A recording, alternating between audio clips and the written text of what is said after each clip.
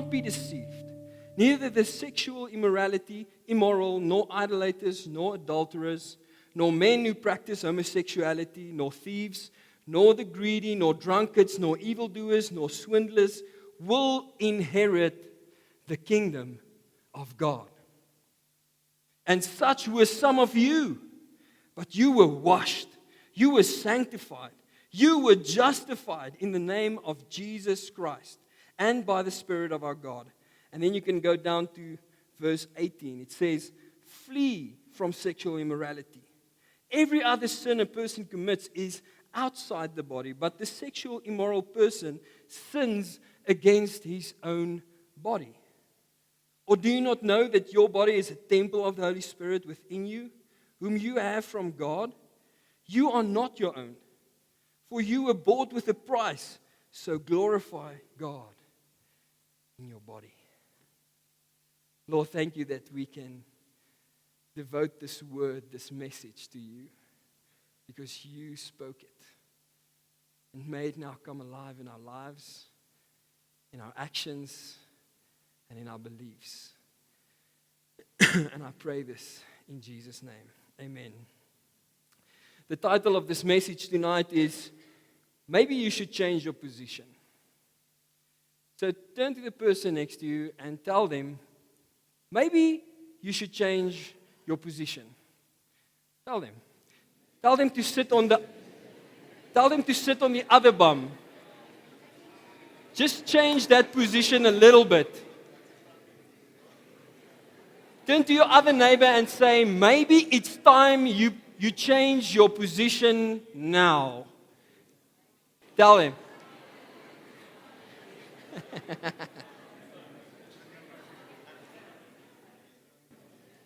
Maybe you should change your position. Now, some of you know this, but I have a hidden interest that not many people know of the Old English royalty, but history. I don't watch the funeral, Linky, okay? History, all right? And so there was this story that's fascinated to me in the early 800s when the Vikings first started sailing west towards England. And when they got to England, they were big, they were strong, they were many, and they started to kill the English. And war started. And so on the battlefield, when the English king would sit on the hill, he would see how the Vikings would advance. And he knew that what they were busy doing is not working. He needed to change his position. Something is not working. They are losing. And so he gathered the deepest desire of why the Vikings came west. He discovered that really what they wanted was land. They wanted fertile land to develop farms and live there forever in peace. That's what they wanted. And so they came to this land that they heard was fertile, and they just started killing them. So the English king gathered the Viking leaders, and he said to them, let's negotiate. So he said to them, I will give you land, and you can start your farmlands, and you can farm, but stop the war. And so they agreed. The king gave them land, and this gave the king time to develop a new strategy, to change his position. A few months later, while the Vikings were busy in their lands, the king came with the full force of the English army and killed every Danish citizen or Viking. Killed everyone. He surprised them. He changed their position. And by this, he surprised them and killed everyone and gained his lands back. He didn't agree to peace. He agreed to give them lands. He changed his position. He changed his strategy. And really, this is what Paul is doing in this letter. Paul is saying to the Corinthians, what you guys are busy doing is not working. You are losing the battle of your own soul, your own desires, your own sinful desires. You are busy losing this battle against the enemy. And so he taught them to change their position. Their sins were horrible, friends, unimaginable. I mean, Paul could not even believe what he was hearing. And that is why they were losing this battle, this battle against their sinful desires. Does any one of you feel like this today? I'm losing the battle against my own sinful desires. I'm losing the battle against my own. I just cannot get over that thing. I don't think victory is possible. What I'm busy doing is not working. Can I tell you, there's good news. Maybe you should change your position. Maybe it's time you should change your position. So Paul helps them to change their position by doing 3 things. If you read this letter, he's doing the same 3 things over and over and over and over. He reveals, then he rebukes, then he reminds. He reveals, then he rebukes, then he reminds. What does he reveal? He reveals, first of all, their sinful behaviors. He revealed to them their sinful behaviors, their actions. Note that word, behaviors. Listen to chapter 5 verse 1. It says, it is actually reported that there is sexual immorality among you. Chapter 1 verse 11. There is divisions and disputes among you. Chapter 3 verse 3. There is jealousy and strife among you.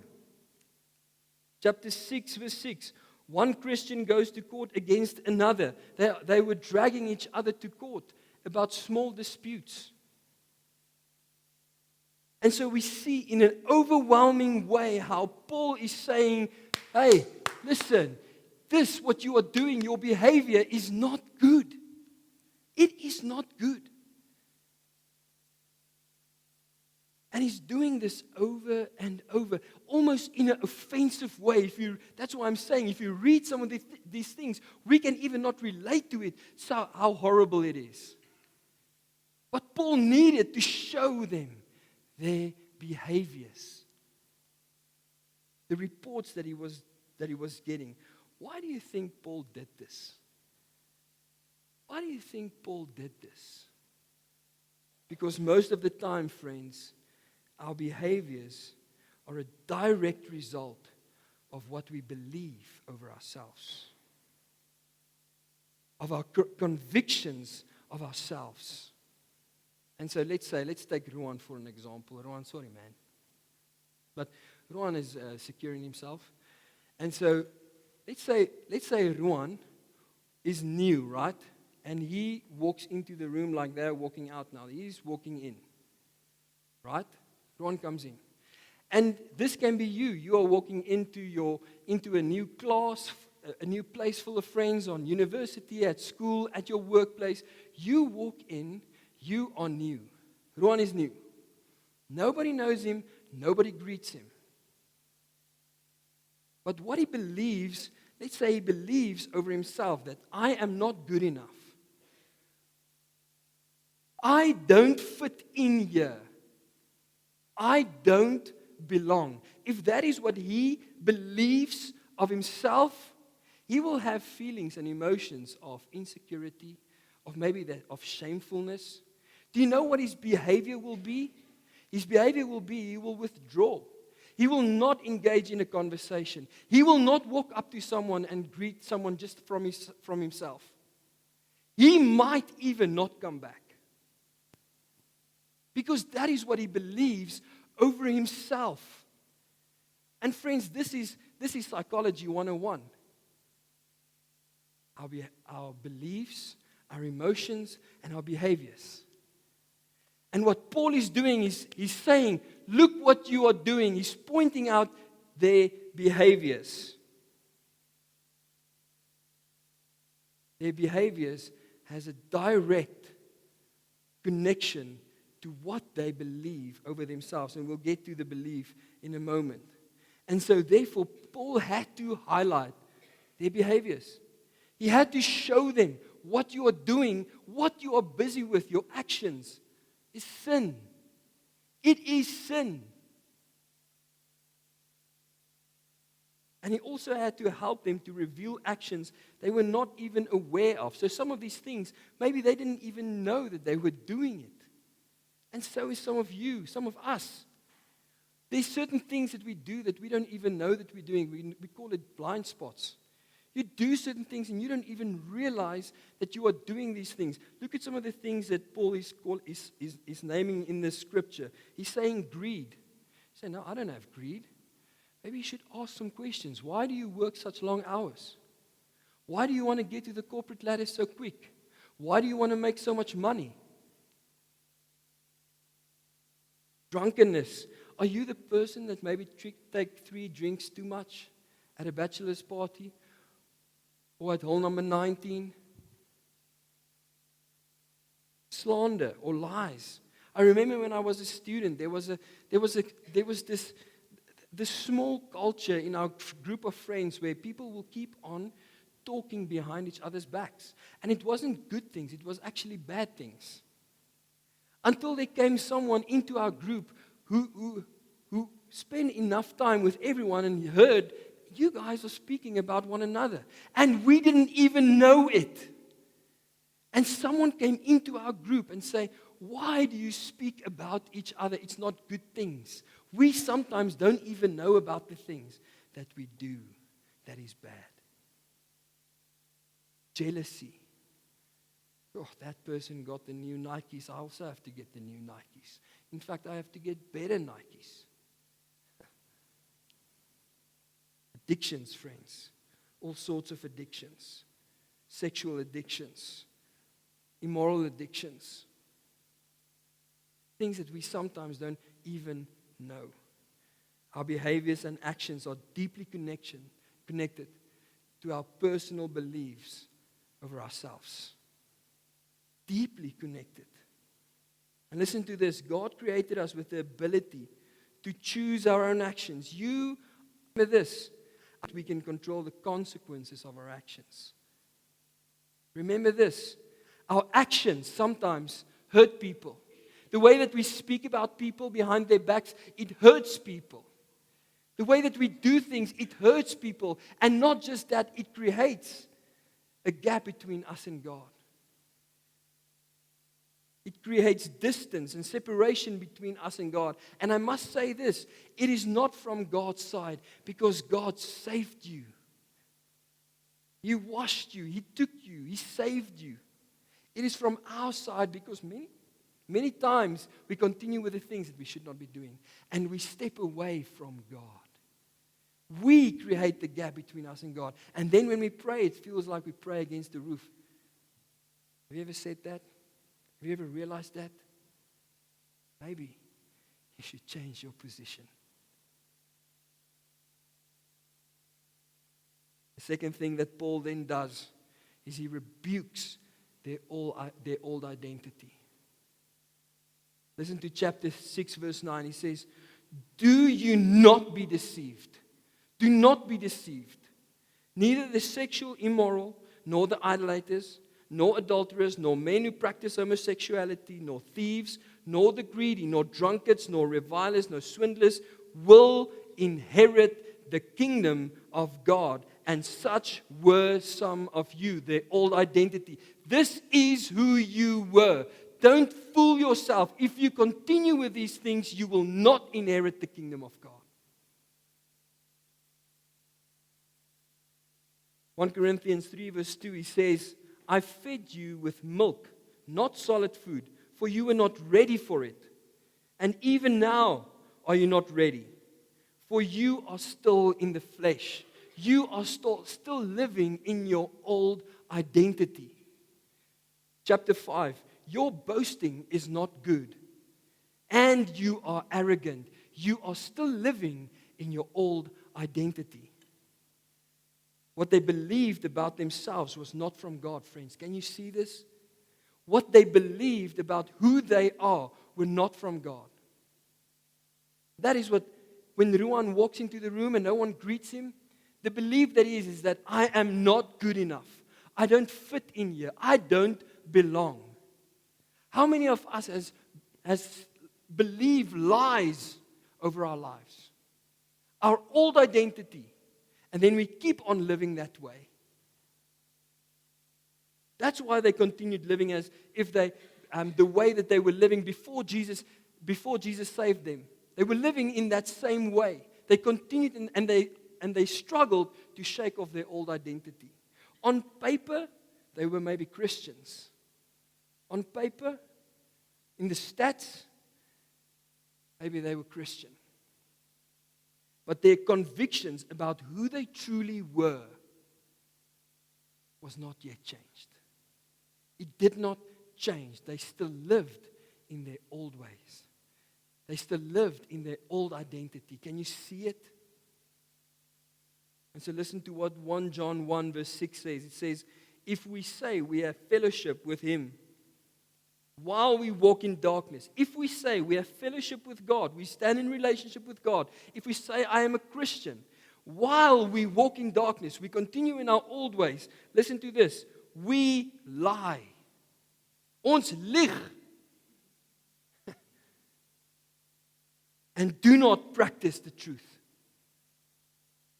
Do not practice the truth. That's why Paul rebukes their old identity in such a harsh way and show them that if they continue down this path, they will not inherit the kingdom of God. They will not inherit the kingdom of God. They will not be with God. So look how Paul shifts their position. Look at this in the battle, verse 18. Flee from sexual immorality. And does anyone's translation say, fight sexual immorality? Anyone? I went through many translations and most of them say, flee. Now, flee means to change your position. I've watched many of these old English movies, documentaries, series, most of them. And there's many times battles in there between the English and a certain enemy. And then there's a moment always where the enemy will win. And the king will be on the hill and he will say, retreat, flee, we are losing. Retreat now. In that moment, have you ever seen anyone, a hero in that moment, charging forward? Thinking, I am going to defeat this enemy on my own. No, I have never seen that. They literally turn around and run, friends. That is fleeing. They change their position and they run. That is what they're doing. That is what Paul is saying to them here. Flee. Change your position. Flee those gossip circles. Flee the opportunities that leads to bribing and mockery and corruption and greed. Flee. He says, flee addictions, those opportunities where the things come and you feel like, I just cannot hold myself back. What Paul is saying is turn around, change your position, and flee. Get out of there. Get out now. So that our convictions about who we are can become Christ-like. For the cross to change our position. We just spent 6 weeks preaching on how the cross changes our lives. And the moment that we turn around and we flee, we give the opportunity for the cross to change us, to convict us, to change the things that we believe over ourselves, the nonsense that the culture is feeding us. Flee, friends. Now, if this letter was only about the sin gospel, it would end here. Right? Jesus dying on the cross to point out our sin, make us feel bad. That's the sin gospel. Then this is a good place to end. But that's not what this letter does. Because Jesus didn't just die on the cross for our sins. He died on the cross so that you and I can have freedom. So that we can live full lives, free lives,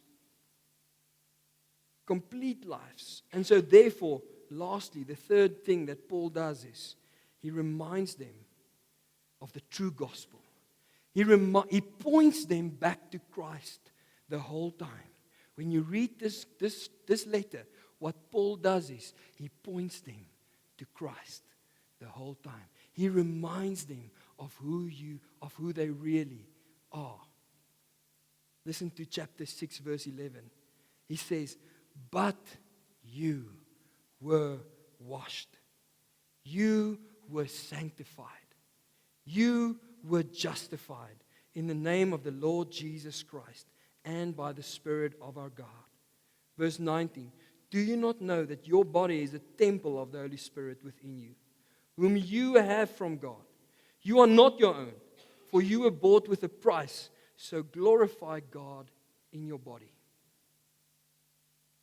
When you read this letter, you pick up all over this letter, more than 20 times, Paul affirms their identity by saying, "You are." Rowan, you are. Yumari, you are. Michal, you are. He's saying, you are bought with a price.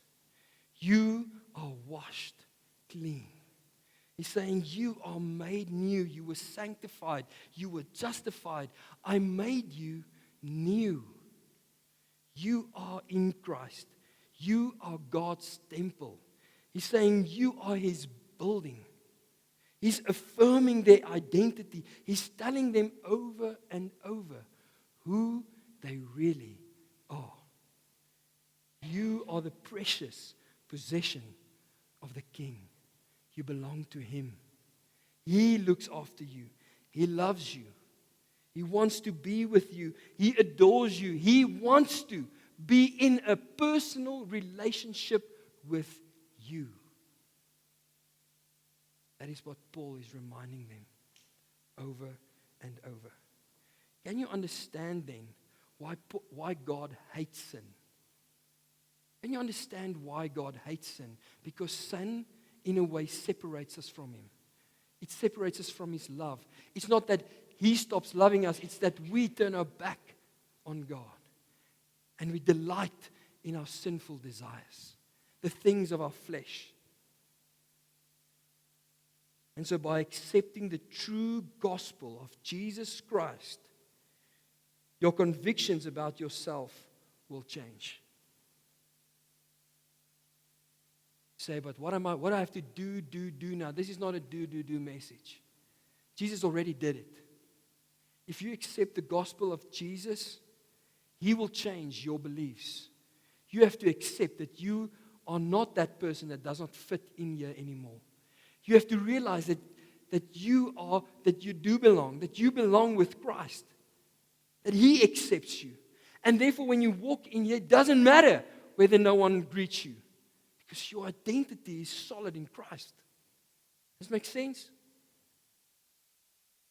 When you accept the true gospel, your identity changes. And when your beliefs change and your identity change, then your behaviors will change. Can you see? Then you will not do those things anymore. Because you're a child of the King. So how do we respond to this message? Maybe it's time you change your position. Maybe what you've been doing is not working. Maybe you should try something else. And come to God and say, Lord, what I'm doing is not working. Listen to Romans 6 verse 6. It says, we know that our old self, our old identity was crucified with Him in order that the body of sin might be brought to nothing, so that we might no longer be enslaved to sin. If our old identity is crucified with Christ, we do not have to sin anymore. For one who has died has been set free from sin. There's grace. There's grace tonight. The King is coming to us and He's saying, there's grace. Yes, I can see what you're doing. But I love you so much that I want to save you again and again and again. Just like I did for the Corinthians. And so can I ask you, I want to give you some questions that you can ponder on for a moment. I'm going to give you a small moment that you can just think by yourself. Can you ask God today to reveal certain behaviors that is not from Him? And please don't say, none of us are perfect. 1 John 1 verse 8 says, the person who says that I have no sin lies. Jy lieg. That's what the Bible says. You lie, you deceive yourself, and the truth is not inside of you. Can you identify certain behaviors that's not from God? Ja, miskien vat ek 1 of 2 kappies te veel. Maybe I'm lying, and it's white lies that I should not be doing. Maybe I'm deceiving people. Maybe I'm greedy. Maybe it's sexual immoralities. Can you recognize the lies then that you believe? The lies, the beliefs that you have that's not from God. That I'm not good enough. That I don't fit in. And can you ask God again to forgive you and make your whole identity new? Because you are bought, friend. You are washed. You are made new. And you are in Christ.